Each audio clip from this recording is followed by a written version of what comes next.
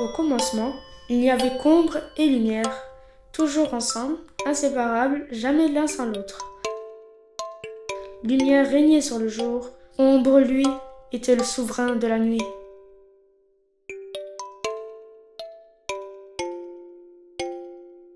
Le roi Ombre et la reine Lumière eurent une enfant et s'installèrent avec elle dans un palais somptueux bâti sur les nuages.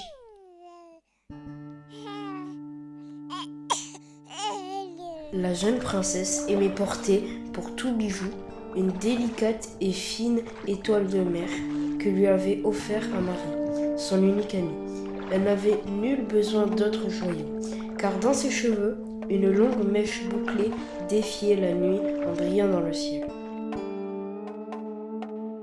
Cette mèche de cheveux, tel un croissant de lumière, était la seule lueur à éclairer l'obscurité du soir. La fillette fut prénommée Lune. En elle se mêlait la splendeur du jour et le mystère des ténèbres.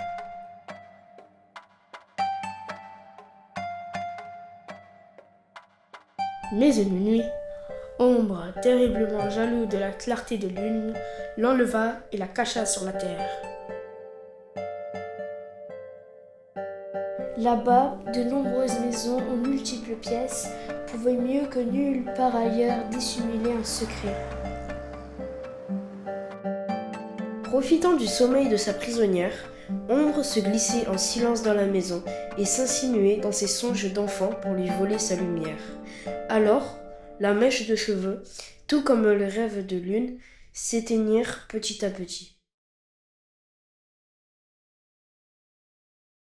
Désespéré par la disparition de sa fille, Lumière se tourna vers le marin qui plus que personne avait voyagé, qui mieux que personne savait où trouver les repères inconnus.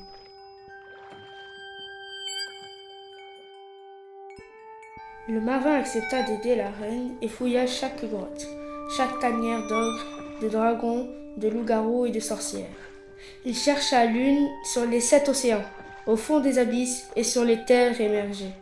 Mais en vain, aucun de ces monstres n'avait capturé la princesse.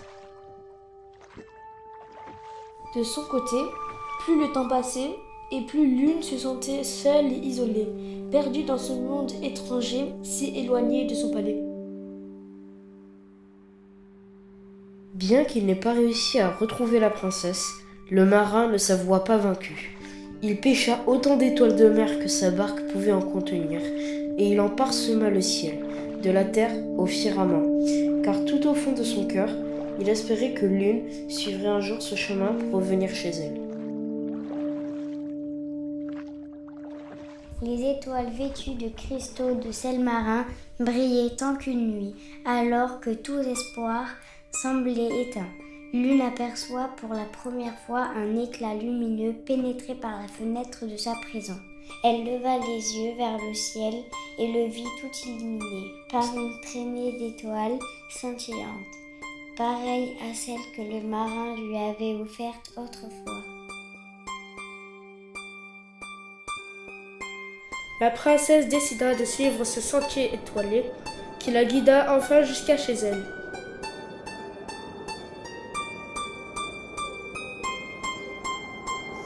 La mère serra sa fille adorée contre son cœur, empli de joie, pendant un temps qui sembla infini. Le roi eut tellement peur de la colère de la reine qu'il préféra se cacher derrière elle. Et aujourd'hui encore, lorsque lumière brille avec éclat, on peut voir ombre se dissimuler derrière toute chose.